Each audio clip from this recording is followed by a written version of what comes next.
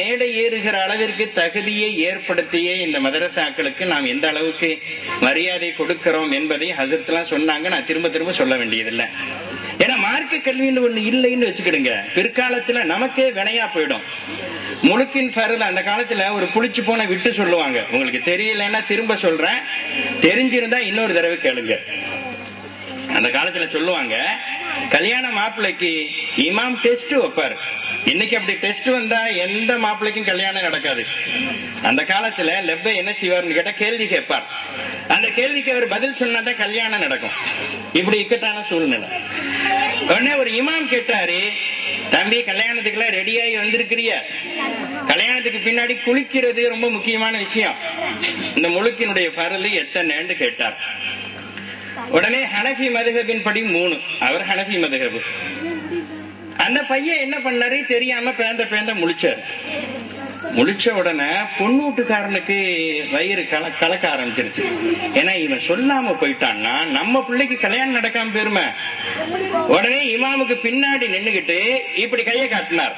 3 சொல்லுன்னார். மாப்பிள்ளைக்கு உடனே என்ன ஆச்சுன்னு கேட்டா, ஒருவேளை 30 இருக்கும் போல் இருக்கு என்று சொல்லிட்டு இமாம் சொன்னார், 30 வச்சுக்கிடுங்களா என்று சொன்னார். இமாம் உடனே சொன்னார், என்னது வச்சுக்கிடுங்களா? ஏய் முழுக்கின் ஃபர்து என்னடா எத்தனைன்னு கேட்டார். இவன் பின்னாடி உட்கார்ந்துக்கிட்டும் அப்படின்னா உடனே இவர் சொன்னாரு, ஒருவேளை நிறைய இருக்கும் போல் இருக்கு, ஒரு 300 வச்சுக்கிடுங்களா? இப்படி 300 3000 ஆச்சு, 3000 3 லட்சம் வரைக்கும் போச்சே தவிர 3 வரவே இல்லை. ஏன்னா அவரு இஸ்லாத்துல நிறைய விஷயம் இருக்கு, கேவலம் 3 தானா இருக்கும்னு நினைச்சுக்கிட்டார். கடைசியா பின்னாடி இருந்தவன் டென்ஷன் ஆகி சொன்னா, மூதேவி 3 சொல்லிக்கிட்டு இருக்கேன், ஏன்னா 30 300 இருக்கேன்.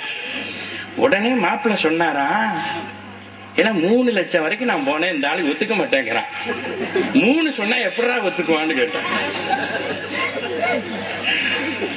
மார்க்க அறிவில்லாத காரணத்தினால் உலகம் அது மாதிரியான நிலைக்கு தான் என்ன செஞ்சுக்கிட்டு இருக்கு, போய்கிட்டு இருக்கு. நம்முடைய குழந்தைகள் நம்மிடத்தில் கொடுக்கப்பட்ட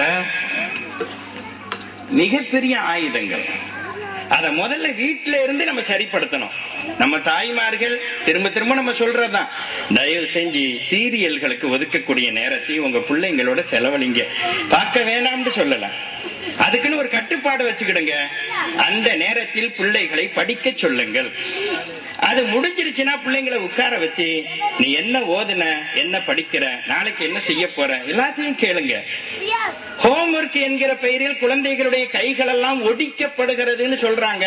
அந்த கையை ஒடிக்கிற வேலையை தினமும் பண்ண சொல்றீங்க. ஆனால் மன அமைதியோடு குரானை எடுத்து ஓதுங்கன்னு ஹஜரத்துமார்கள் சொல்றாங்க. அவர் அப்படித்தான் சொல்லிக்கிட்டு இருப்பாரு, சம்பளம் வாங்குறாருல, அவர் கடமையை அவர் செய்வாரு. நம்ம பிள்ளைய கவர்மெண்ட் சம்பளம் வாங்குற மாதிரி வளர்க்கணும்னு நினைச்சுக்கிட்டு நம்ம போறதுனாலதான் பிள்ளைகளுக்கான நேரத்தை நாம் செலவிட மாட்டேன் என்கிறோம். அப்துல் கலாம் இருக்கிறார் இல்லையா, அப்துல் கலாம் பெரியாள் யாருக்குமே புத்தி சொல்லல, பெரியாள் யாருக்கும் புத்தி சொல்லல. சின்ன பிள்ளைங்களை கூப்பிட்டு கேட்டார். அவர் சொல்றார், இதுவரையில் பெரியவர்களிடத்தில் இல்லாத அறிவை அந்த சின்ன பிள்ளைங்கள்ட்ட நான் பார்த்தேன்னு சொல்றார். பெரியவர்களிடம் இல்லாத அறிவை சில பிள்ளைங்க கேள்வி கேட்கறத பார்த்தா எனக்கே பயமா இருக்கு. இந்த பிள்ளைகள் என்னை விட அறிவாளிகளாக இருக்கிறார்களே, இவங்களை நான் எப்படி உருவாக்க போறேன்னு நினைக்கிறேன். ஆனா நம்ம வீட்டுல நம்ம புள்ள யார்கிட்டயாவது நம்ம பேசிக்கிட்டு இருக்கும் போது நம்ம சின்ன புள்ள வரும், வந்து அது என்ன செய்யும்னு கேட்டா, விருந்தாளி வந்திருக்காரு இல்லையா, அவருக்கு முன்னாடி அது தன்னுடைய பராக்கிரமத்தை காட்டணும்னு நினைக்கும். அத்தா அத்தா இது என்னத்தா, இது என்னத்தா, இது என்னத்தான்னு கேட்கும். உடனே நம்ம என்ன செய்வோம், உள்ள போமா, பேசிக்கிட்டு இருக்கோம்ல, என்னமோ இவர் உலகத்தையே புரட்டுற மாதிரியும் அந்த பிள்ளை அதை கெடுக்க போற மாதிரியும் பிள்ளைங்களை விரட்டி விட்டுருவார். நாளடைவில் பிள்ளைகளுக்கும் தகப்பனுக்கும் மத்தியில என்ன அம்மா என்ன செய்வாங்கன்னு கேட்டா, விருந்தாளி வந்திருக்கும் போது பிள்ளைய கூப்பிட்டு அடுப்படியிலேயே உட்கார வச்சுக்கிடுவாங்க. ஆனால் கொஞ்சம் யோசியுங்கள், சின்ன பிள்ளைங்க நம்மள்ட்ட பேச வந்துச்சுன்னா விருந்தாளிட்டு அதை அறிமுகப்படுத்துங்க. இது ஏன் புள்ள எத்தனாம் கிளாஸ் படிக்குது, அது ரைம்ஸ் எல்லாம் நல்லா சொல்லும்னு 2 கேள்வி கேட்டுட்டு அனுப்பி வைங்க. அதுக்கு பிறகு உங்க பக்கத்திலேயே வராது. பிள்ளைகளுக்கு நீங்க மரியாதை கொடுத்தே பழகிட்டீங்கன்னா நீங்க சொல்றதெல்லாம் அது கேட்கும்.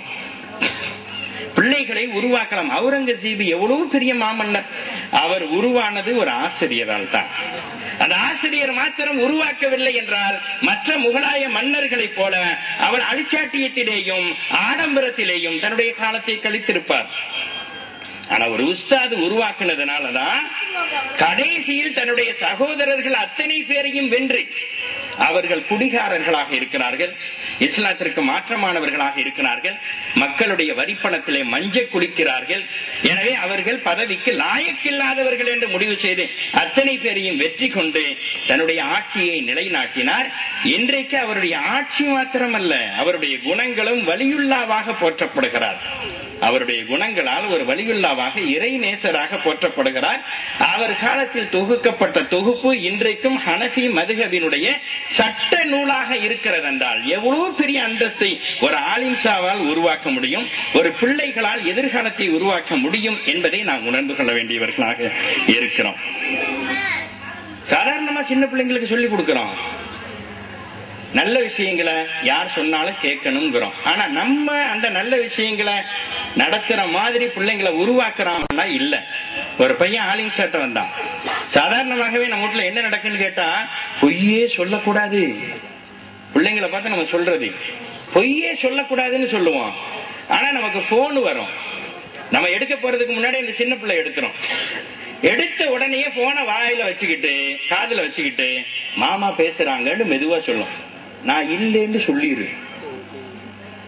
அந்த பிள்ளைக்கு என்ன ஆகும்? யாராவது பிடிக்காதவங்க போன் பேசினாங்கன்னா அத்தாவும் அம்மாவும் போட்டி போட்டு உட்கார்ந்துகிட்டு நாங்க 2 பேரும் இந்த உலகத்தை விட்டே போயிட்டோம்னு சொல்லு, வரவே மாட்டோம்னு சொல்லு. அந்த பிள்ளைக்கு பொய் சொல்லாதேங்கிறது வெறும் தியரியா கத்து கொடுக்கிறோம். பிராக்டிக்கலா வரும்போது என்ன வேணாலும் பொய் சொல்லலாம், அப்படித்தான் இந்த உலகத்துல வாழ முடியும்னு சொல்றோம். வேடிக்கையா சொல்லுவாங்க, ஒரு பையன் ஆலிம் சாட்ட வந்தான். வந்தவன் சொன்னா ஆலிம்சா பொய் சொல்லணுமா உண்மை சொல்லணுமான்னு கேட்டான். ஆலிம்சா சொன்னாரு உண்மை தாண்டா சொல்லணும்னாரு. உடனே அந்த பையன் சொன்னா உண்மை சொன்னா எங்க அத்தா நாய்க்கறி திம்பார். எங்க அத்தா என்ன செய்வாரு? நாய்க்கறி திம்பாரு. பொய் சொல்லியாச்சுன்னு சொன்னா அல்லாஹ் என்ன அடிப்பான், அல்லது எங்க அம்மா உண்மை சொன்னா அடிப்பாங்க, நான் பொய் சொல்லிட்டேன்னா எங்க அத்தா நாய்க்கறி திம்பாருன்னு சொன்னான். என்னடா இது அதிசயமா இருக்கு, உண்மை சொன்னா அம்மா அடிப்பாங்கிறான், பொய் சொன்னா அத்தா நாய்க்கறி திம்பாருங்கிறானே என்னன்னு கேட்டார். உடனே இந்த பையன் சொன்னா இன்னைக்கு காலையில எங்க அத்தா 2 கிலோ கறி வாங்கிட்டு வந்து கொடுத்தாங்க, எங்க அம்மா சமைச்சாங்க, அவங்க சொந்தக்காரங்க வந்தோடனே அத்தனையும் வேக்காடு வச்சு அத்தனை பேருக்கு காலி பண்ணிட்டாங்க. காலி பண்ணின பிறகு எங்க அத்தா வரக்கூடிய நேரம் நெருங்கின உடனே உங்க அத்தா பயங்கரமான கோவக்காரரா, அந்த ஆள் வந்தாருன்னா என்ன நொறுக்கிடுவாரு, வெளியே ஏதாவது போகுதான்னு பாருன்னாங்க. ஒரு நாய் போச்சு அடிச்சு கறிய வச்சுட்டாங்க. கறிய வச்சு சமைச்சு ரெடியா இருக்கு. நான் உண்மையை சொன்னா எங்க அம்மா அடிப்பாங்க, பொய் சொன்னேன்னு வச்சுக்கிடுங்க எங்க அத்தா நாய் கறி திம்பாரு. இப்ப உண்மை சொல்லவா பொய் சொல்லவா?